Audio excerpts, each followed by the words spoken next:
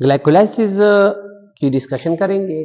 Glycolysis में होता क्या है, ग्लाइकोलाइसिस किसे कहते हैं, इसका कल मैंने आपसे वादा किया था फार्मूला लेके आऊँगा। तो ये सामने फार्मूला है। जो कम्पिटिटिव एग्जाम में आपके पास क्वेश्चन आते हैं तो आपने इस फार्मूला के थ्रू ये मुख्तलिफ जो इसके अंदर मालिक्यूल बनते हैं वो आपने याद करने होते हैं, ठीक है। बाकी कुछ स्टेप्स हैं, उस स्टेप्स के अंदर आपने एटीपी की एडिशन और जहाँ जहाँ पे वाटर की एडिशन होती है और NADH की एडिशन होती है वो याद करने होते हैं, ठीक है। सबसे पहले आपने समझना क्या है, आपने समझना है कि ग्लाइकोलाइसिस किसे कहते हैं, ठीक है। इस लफ्ज को देखे ग्लाइको किसे कहते हैं, ग्लाइको ग्लूकोज को कहते हैं और लाइसिस किसे कहते हैं, ब्रेकडाउन, यानी the breakdown of glucose into what, into pyruvate is called glycolysis, ठीक है। यानी ग्लूकोज की ब्रेकडाउन किस चीज में, पायरुवेट में। अगर आप यहाँ पे देखिए ग्लूकोज है और यहाँ पे पायरुविक एसिड बनता है, पायरुवेट पायरुविक एसिड एक ही मानिए, ठीक है। तो इसको ग्लाइकोलाइसिस कहते हैं। याद रखिए ग्लाइकोलाइसिस कहाँ पे अकर होता है, cytoplasm of the cell, cytoplasm में होते हैं, याद है ना साइटोप्लाज्म, ठीक है। इसके अलावा यहां पर 2 ATP इस्तेमाल होंगे, 2 ATP used, 2 NADH and 4 ATP produced. 2 ATP इस्तेमाल होंगे, 2 NADH बनेंगे और 4 ATP बनेंगे। अब इसका क्या मतलब है, यहां पर जो 4 ATP बनते हैं, क्लियर है, यहां पे वो उस वहां से 2 ATP इस्तेमाल होंगे तो नेट हमारे पास 2 ATP प्रोड्यूस होंगे, क्लियर है।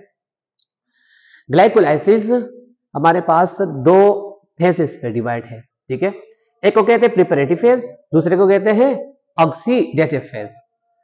प्रिपरेटिव फेज में 5 स्टेप्स है और ऑक्सीडेटिव फेज में 5 स्टेप्स है, दोनों में 5 स्टेप है, ठीक है। लेकिन फार्मूला को बाद में डिस्कस करते हैं, फिर वहां पे फिट करेंगे इसको। ये आपके बुक में भी ऐसा डायग्राम दिया गया है, क्लियर है। तो यहां पे शुरुआत करते हैं ग्लूकोज से, ठीक है। देखिए ग्लूकोज की ब्रेकडाउन होगी तो 2 स्टेप्स है, एक ये स्टेप है मुकम्मल जो फेजेस है, ये एक फेज इधर है, दूसरा फेज इधर है, क्लियर है। ये जो सामने वाला फेज है ये हमारे पास पहला फेज है जिसको प्रिपरेटिव फेज कहते हैं, और ये वाला जो फेज है ये ऑक्सीडेटिव फेज है, क्लियर है। प्रिपरेटिव फेज में 5 स्टेप है, 1 2 3 4 5, क्लियर है। और ऑक्सीडेटिव फेज में कितने फेज हैं, 1 2 3 4 5, वहां पे भी 5 स्टेप है, क्लियर है। अच्छा स्टार्ट कहां से लेंगे, स्टार्ट ग्लूकोज से ही लेंगे। यानी इसको देखे मैंने यहाँ पे सिर्फ कार्बन बनाया, ठीक है, हाइड्रोजन और ऑक्सीजन का किस्सा नहीं लिखते, ठीक है। OH और H आपस में इसके इंटरलिंक होते हैं, वो नहीं डिस्कस करते।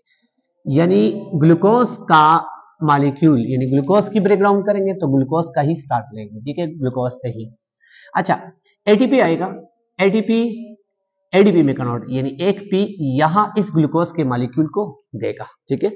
तो मैं यहाँ पे एक ग्लूकोज के मॉलिक्यूल पे क्या लिखता हूं, एक P। तो देखिए कार्बन 1 से स्टार्ट ले, 1 2 3 4 5 6 नंबर कार्बन पे क्या ऐड हुआ, P।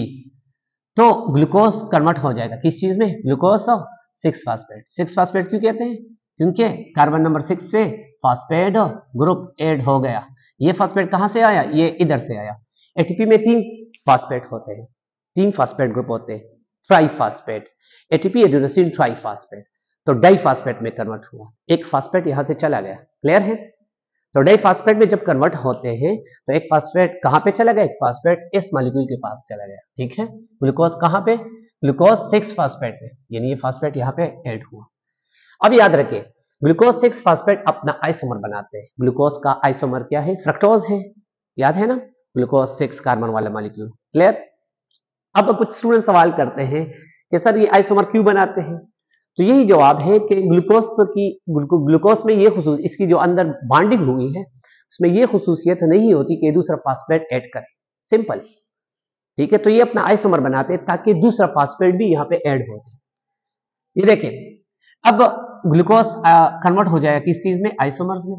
तो उस आइसोमर को क्या कहते हैं, फ्रक्टोज, और फ्रक्टोज 6 फास्फेट, यानी इसका वही वहां पर भी जो फास्फेट है वो इसी तरह फास्फेट है लेकिन आइसोमर बना रहे हैं। अच्छा, यहाँ पे फिर क्या आएगा, फिर से देखिए एटीपी आके एडीपी में कन्वर्ट हो जाएगा और एटीपी एडीपी में कन्वर्ट होके अपना फास्फेट यहाँ पे देगा कार्बन नंबर 1 पे। क्लियर है? कार्बन नंबर 6 पे ऑलरेडी फास्फेट मौजूद है। क्लियर? अब दो फास्फेट आ गए। क्लियर है? और मॉलिक्यूल का नाम भी फ्रक्टोज है। क्लियर? तो क्या हो जाएगा, ये कन्वर्ट हो जाएगा किस चीज में, फ्रक्टोज 1,6। देखिए कार्बन नंबर 1 पे और कार्बन नंबर 6 पे क्या हुआ, फ्रक्टोज के साथ फास्फेट हुआ। कितने फास्फेट, दो को हम डाई कहते हैं या बाई कहते हैं, बेस भी कह सकते हैं। मॉलिक्यूल का क्या नाम हुआ, फ्रक्टोज 1,6 बेस फास्फेट। क्लियर है? अच्छा इसके बाद ये मॉलिक्यूल स्प्लिट होगा, दो में डिवाइड हो जाएगा। यहाँ पे मैं काटता हूं तो 3 कार्बन ये, 3 कार्बन ये। क्लियर है? 3 कार्बन का ये मॉलिक्यूल यहाँ पे स्प्लिट आउट, इसको क्या कहते हैं, इसको कहते हैं डाई हाइड्रोक्सी एसीटोन फास्फेट। इसमें तफसील नहीं पढ़ते हैं, हाइड्रोक्सी क्यों कहते हैं एसीटोन इसमें। अच्छा, इसके साथ फास्फेट इधर ऐड होता है। क्लियर? और यहाँ पे इसके साथ कार्बन नंबर 3 पे ये फास्फेट, यानी इसका ये फास्फेट इधर, इसका ये फास्फेट इधर। क्लियर है?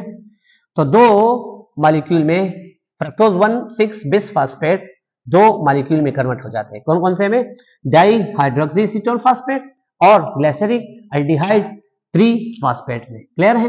याद रखें, ये जो मॉलिक्यूल बनता है ये रिवर्सिबल है। इसका क्या मतलब है, इसका मतलब है कि ये बना सकते हैं और ये बना सकते हैं, यानी di hydroxy acetone phosphate convert हो जाते हैं। इसमें हो सकता है ग्लिसरिक एल्डिहाइड 3 फास्फेट इसमें कन्वर्ट हो सकता है, सॉरी। अच्छा देखिए, अब वजाहत करते हैं। अच्छा, रिएक्शन कौन स्टार्ट करता है, रिएक्शन ये स्टार्ट करता है। ठीक है, ग्लिसरिक एल्डिहाइड 3 फास्फेट, यानी यहाँ पे 5 स्टेप कंप्लीट, तो हमारे पास प्रिपरेटिव फेज भी कंप्लीट हुआ। क्लियर है? अच्छा, याद रखिए यहां से फिर से स्टार्ट लेते हैं, यानी ये मॉलिक्यूल को आगे लेके जाएंगे कौन से फेज में, ऑक्सीडेटिव फेज में। ठीक है? अच्छा, ऑक्सीडेटिव फेज में इसको लेके जाएंगे, लेकिन इस मॉलिक्यूल को भी इसमें कन्वर्ट करेंगे, तो हमारे पास दो ग्लिसरिक एल्डिहाइड 3 फास्फेट हो जाएंगे। क्लियर है? ये लेते हैं दो, इसको लेते हैं, यहां पे स्टार्ट लेते हैं। चले, हमने दो उठा लिए और यहाँ पे लगा लिए। यहां से जब स्टार्ट लेते हैं तो स्टार्ट में फास्फेट ऐड हो जाएगा। दो मॉलिक्यूल है तो कितने फास्फेट हो जाएंगे, दो P group mean phosphate group यहाँ पे ऐड होंगे। दो फास्फेट ग्रुप के साथ साथ क्या होगा, यहाँ पे NAD आके NADH में कन्वर्ट हो जाएगा। तो दो मॉलिक्यूल है, दो NAD कन्वर्ट हो जाएगा किस चीज में, दो NADH में। क्लियर है?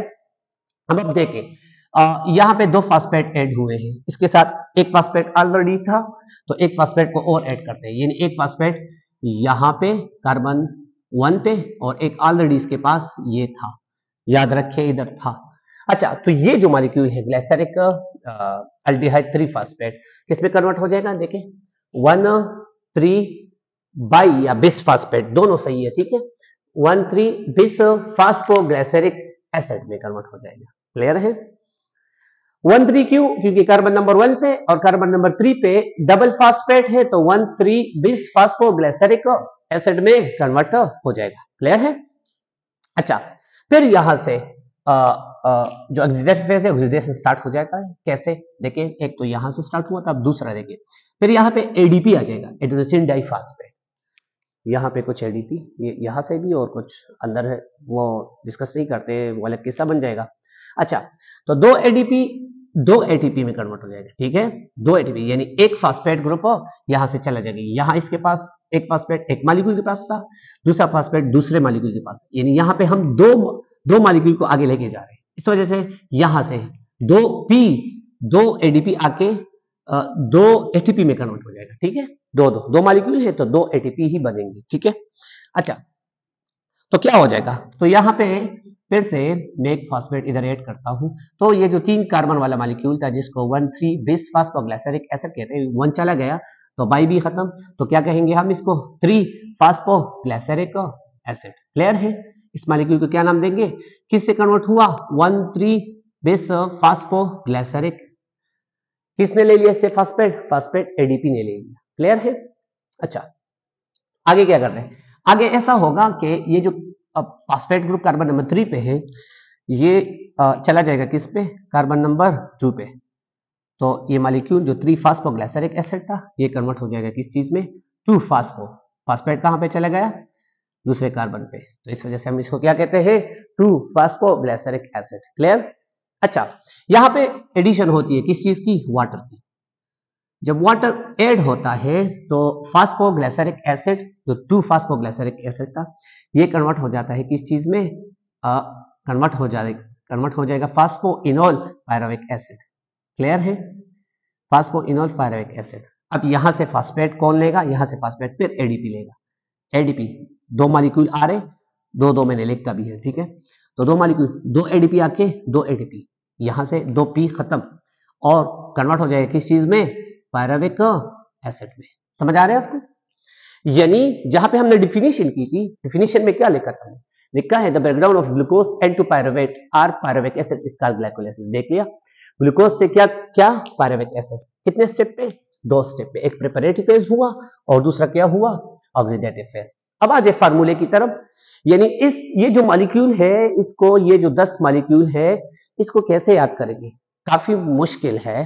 तो आसान तरीका, अच्छा इसके अंदर एंजाइम भी होते हैं, उस एंजाइम की तरफ नहीं चलते, वो आपका लेवल का नहीं है, ठीक है। आपके लेवल का ये है सिर्फ मॉलिक्यूल याद करना। आ जाए फार्मूले के, फार्मूले कहते हैं good girlfriend fill glass dairy by 3 pig, 3 PG, 2 pig play PUBG. Clear? अच्छा देखे, अब गुड को देखे, इसमें जी, पहले वाला जी है तो जी यहाँ पे ग्लूकोज है। क्लियर? तो गुड तो हो गया। फिर देखे गर्ल, ग्लूकोज 6 फास्फेट, फिर एफ फ्रेंड, फ्रक्टोज 6 फास्फेट, फिर फिल फ्रक्टोज 1,6 बिस फास्फेट। क्लियर है? अब यहाँ पे थोड़ा तवज्जो दे, यहाँ पे दो है, ग्लास है और डेली है। तो ग्लास हमारे पास ग्लाइसरिक एल्डिहाइड है। क्लियर है? और डाइहाइड्रोक्सी एसीटोन, डेली का क्या है, डाइहाइड्रोक्सी एसीटोन फास्फेट है। क्लियर है? अच्छा, फिर यहाँ पे दूसरा स्टार्ट है बाय, बाय को देखें 1,3 बिस बिस बिस बिस फास्फोग्लाइसरिक। क्लियर है? अच्छा, इसके बाद 3 पीजी फास्फोग्लाइसरिक एसिड 3, फिर 2 पीजी या 2 पिग, सो याद है 2 फास्फोग्लाइसरिक। क्लियर है? फिर प्ले फास्फोइनोल पायरुविक और पबजी पायरुविक एसिड। तो ये तकरीबन बनते हैं राउंड अबाउट 11 बनते हैं, ठीक है। और मॉलिक्यूल भी 11 है, 5 स्टेप में यहाँ पे 2 मॉलिक्यूल बन गए, 2 मॉलिक्यूल, तो 5 10 और एक यहाँ पे इजाफी 11 बन गए। क्लियर है? अच्छा, इसको याद करने का तरीका बहुत आसान है, इसको याद करो और इसमें से ये जो मॉलिक्यूल है इसको याद करें। कौन कौन से स्टेप पे, इस स्टेप में एटीपी ऐड हुआ है। क्लियर है? इस स्टेप में एनएडी, यहाँ पे 2 एटीपी और पायरुविक एसिड बना है। क्लियर है? इसमें तफसील और भी बनता है, उसकी तरफ नहीं चलते। एमसीक्यूज भी बहुत है, एमसीक्यूज इसके बाद डिस्कस करेंगे अगले क्लास में, और खुलासा के तौर पे फिर रिवाइज भी करेंगे। और यहाँ तक इतना काफी है, ठीक है। आज के लिए बस ये काफी था। सर आ रहे तो थैंक यू क्लास।